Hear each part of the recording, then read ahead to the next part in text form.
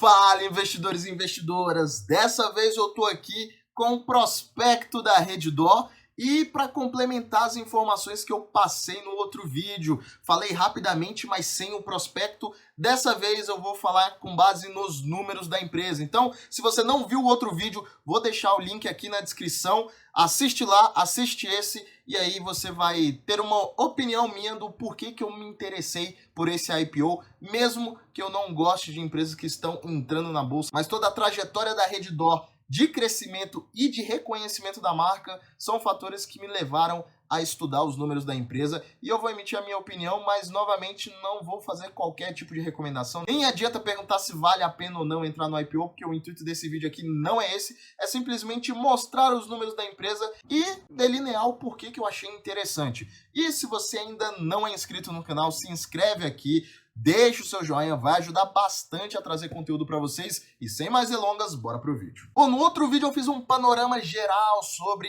a empresa, sobre o grupo, só que agora eu vou trazer com números. A gente já sabia que tinha um crescimento vertiginoso ali no número de hospitais, né? Saiu ali de 25 hospitais em 2014 para 51 hospitais em 2019.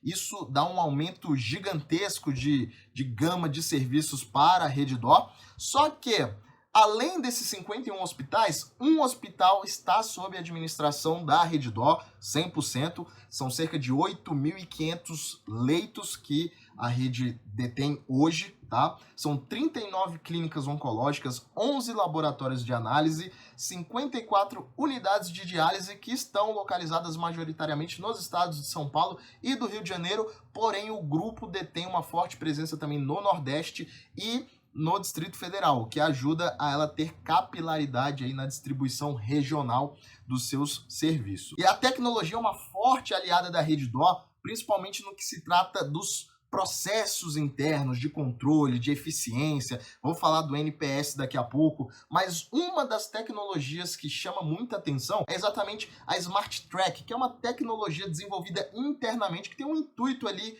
de estabelecer o quê? Um fluxo de atendimento inteligente, então, para conferir agilidade e também uma eficiência no atendimento dos pacientes, para que os diversos setores, se o paciente precisar ser realocado, não fiquem perdidos e que todos possam saber o que aquele paciente já tomou, o que ele deixou de tomar, quais são os sintomas, quais exames ele já fez. Então, isso ajuda bastante. Pode parecer, para quem está de fora, assim, né, nós que não estamos dentro, não conhecemos, não trabalhamos, pode parecer uma besteira. É um tipo de processo que ajuda bastante a administração a mitigar riscos, né? E, obviamente, diminuir os erros de laudos que possam vir a acontecer. Outros recursos que a Redditor utiliza também é um sistema de informação próprio que usa aí o Business Intelligence e também de análise empresarial, que é o Business Analytics, que permite uma maior precisão, agilidade e também flexibilidade na gestão do setor de saúde, com um tratamento ali quase que imediato dos inúmeros dados operacionais que acontecem no hospital ou nas suas clínicas. Isso é um ponto muito forte e, obviamente, que para isso precisa de um investimento intensivo em tecnologia, mas que vai sendo diluído no decorrer dos anos. Por que eu falo dessa diluição no decorrer dos anos desses custos? Muita gente está preocupada com um PL de 58 vezes, meu Deus, é um PL muito caro. Mas se levarmos em consideração o crescimento que a empresa veio demonstrando, em especial na janela 2014 a 2019, nós temos aí uma projeção de 22,7% ao ano de taxa de crescimento anual composta, ou seja, não é qualquer empresa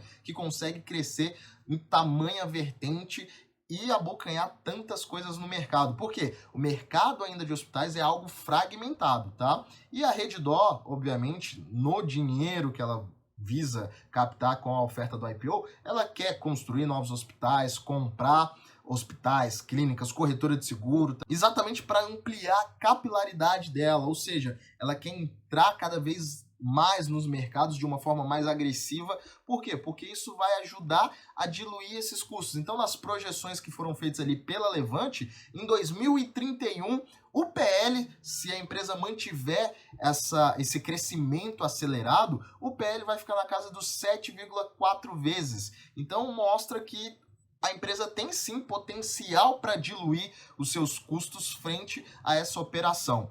Também vou falar daqui a pouco sobre a remuneração dos acionistas, que muita gente está preocupada com isso. Mas vamos por parte. Está aparecendo aí na tela para vocês o número de hospitais que foi divulgado aí no prospecto preliminar, que foi basicamente de 2014 a 2015 um crescimento de 12,5%. Mostra que a estratégia do grupo é crescer de forma agressiva. Por quê? Agressiva em qual sentido? Ela vai usar 50% dos recursos captados no IPO para construir novos hospitais, porém os 50% restante ela vai utilizar para negócios, adquirir negócios que tenham uma sinergia com o core business dela. Até porque eu já havia comentado isso no vídeo anterior, os custos para se comprar um hospital, dependendo da estrutura e do nível de organização, sai mais barato do que construir do zero, treinar uma equipe, contratar funcionários, enfim, fazer todo aquele processo inicial. Então, mas aqui mostra um controle, principalmente pelos processos internos que a Redditor tem, muito bons. E tem alguns pontos que eu quero comentar rapidamente aqui com vocês, o quadro está aparecendo aí agora para vocês, que é exatamente nessas outras informações financeiras, em especial o fluxo de caixa operacional ajustado e a conversão de EBITDA. Vocês estão percebendo que cada uma dessas aí tem um número, né? O fluxo de caixa operacional ajustado tem elevado a 4 ali, e a conversão do EBITDA a 5. Basicamente, isso são algumas medições não contábeis que são elaboradas pela própria companhia, tá?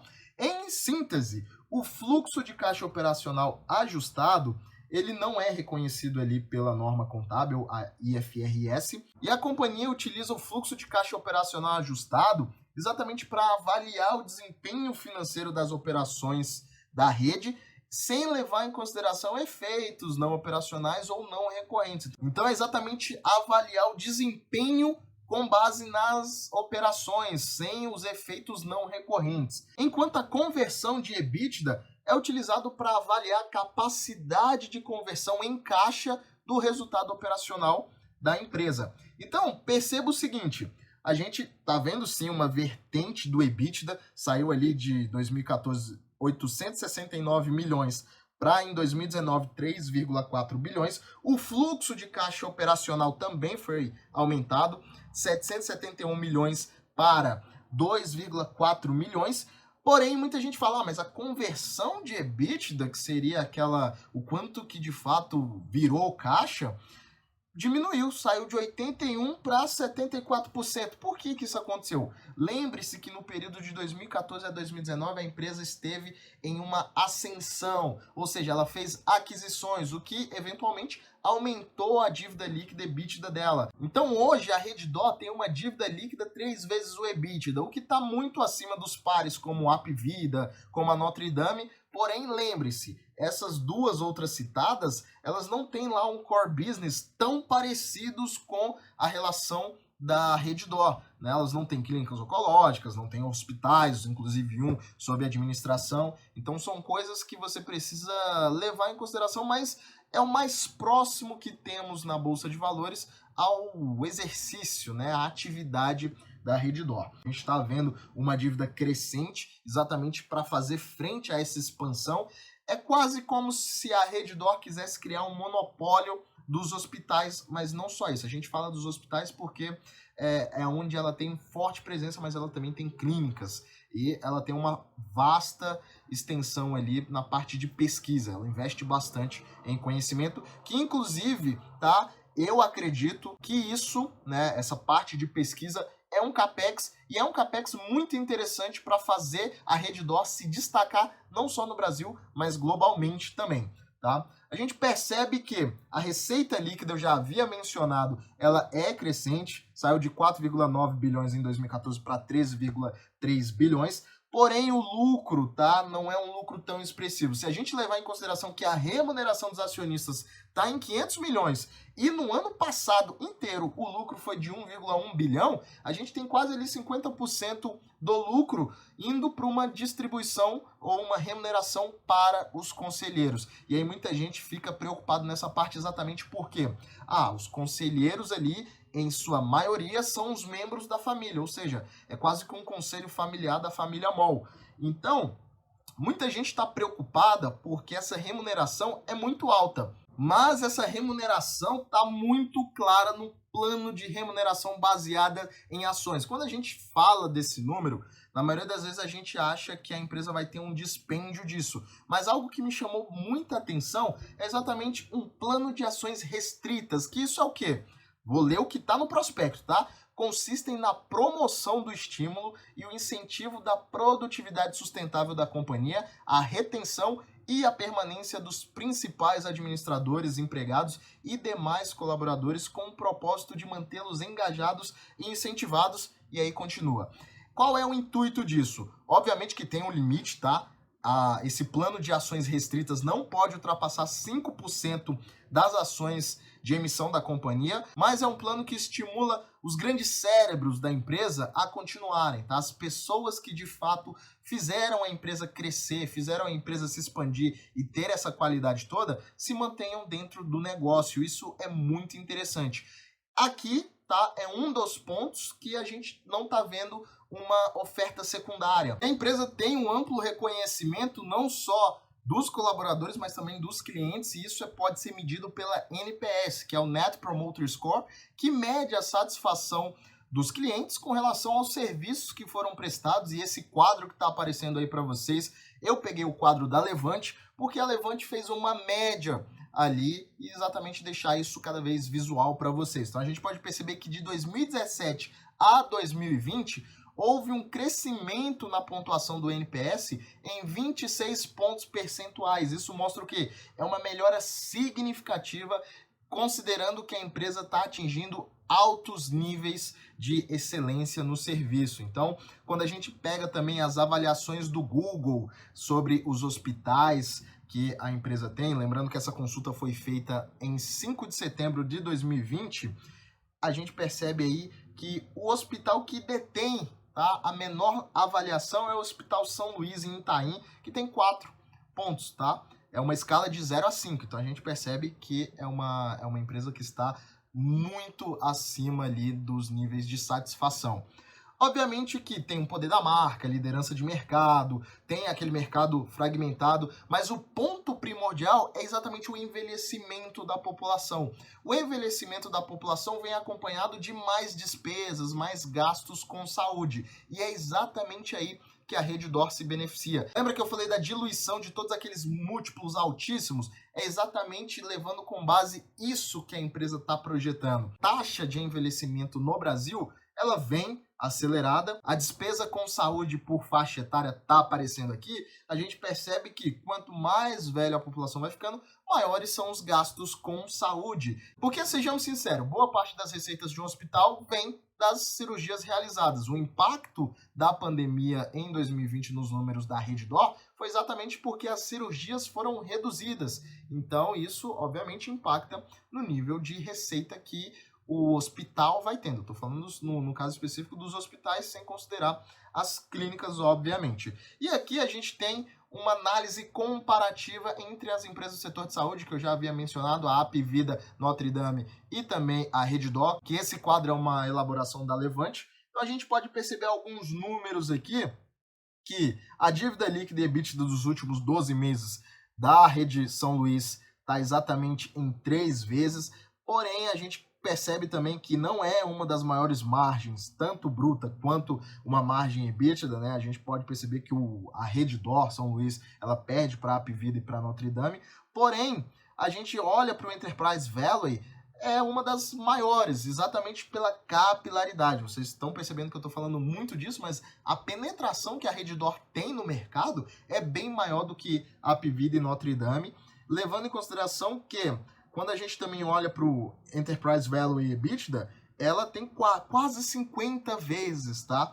De Enterprise Value e EBITDA. Então, assim, o preço-lucro projetado tá em linha com aquilo que a gente está olhando para as empresas do setor, em especial somente essas duas, mesmo que as margens não sejam as maiores, porém o retorno sobre o capital, que é exatamente o ROIC, da Redditor acaba sendo maior. Então a Redditor tem vários aspectos que fazem dela sim uma empresa que tem muito potencial, exatamente porque ela tem uma capilaridade que outras não têm. Ela vai usar uma parte do dinheiro, a destinação do recurso está muito clara e me agrada bastante que a oferta seja completamente primária. Alguns lotes suplementar podem vir de uma oferta secundária, mas somente se precisar. Mas os bancos de investimento que estão fazendo essa emissão, que estão participando disso daí, deram uma garantia firme, então a empresa vai conseguir pelo menos captar 8 bilhões, porque tem essa ideia, eu acredito que não vai precisar de um lote suplementar. E se você aí quer participar dessa oferta, tá aqui o cronograma de oferta para vocês, tá? O início do período de reserva começou na semana passada, sendo mais específico no dia 24 de novembro e vai até o dia 4 de dezembro, tá? A fixação de preço por ação vai ocorrer 4 dias depois, ou seja, no dia 8 de dezembro, e de fato a negociação dos ativos na Bolsa de Valores ocorrerá no dia 10 de dezembro de 2020. E para fazer a sua reserva do montante dos 3 mil, você precisa ter 10% desse valor como crédito na sua conta da corretora no dia 4 de dezembro. Você pode usar aí ações, títulos como garantia, enfim, você precisa ter 10% do valor que você colocar. Lembrando que o mínimo são 3 mil reais para o investidor de varejo. Então o que você vai fazer? Você vai entrar em contato com a sua corretora mencionando que você tem intenção em reservar uma quantidade de ações para essa oferta do IPO. Você vai precisar dessa garantia dos 10%, né, que é um crédito ali que você precisa deixar. E aí você só vai esperar a definição do preço, né, a fixação do preço por ação no dia 8, para que lá no dia 10 você já tenha esse ativo na sua carteira, tá? Então é hiper mega simples, não tem muito segredo. E aí você simplesmente entra em contato com a corretora, menciona que você tem a vontade de participar da reserva desse IPO. E lembre-se, você, investidor de varejo, tem um lockup. Isso quer dizer o quê? Que durante 40 dias nessa oferta, tá? O lockup, o período é definido pela empresa, tem umas que são 30, 60, 90, enfim, a empresa que decide. No caso, em especial da Reddor, são 40 dias onde você não vai poder emprestar, não vai poder vender, não vai poder permutar, não vai poder fazer nada. Você vai ter que ficar com aquele ativo na sua carteira sem fazer qualquer tipo de movimentação. Beleza? Então, espero que vocês tenham gostado do vídeo de hoje. Deixem aqui o seu like, comentem aqui embaixo como é que você enxerga essa questão do IPO e se depois desse vídeo a remuneração dos acionistas ali, dos conselheiros, ainda te preocupa, mesmo com toda essa mini explicação do plano de remuneração em ações. Deixe seu comentário aqui, eu quero ler a sua opinião e a gente se vê no próximo vídeo.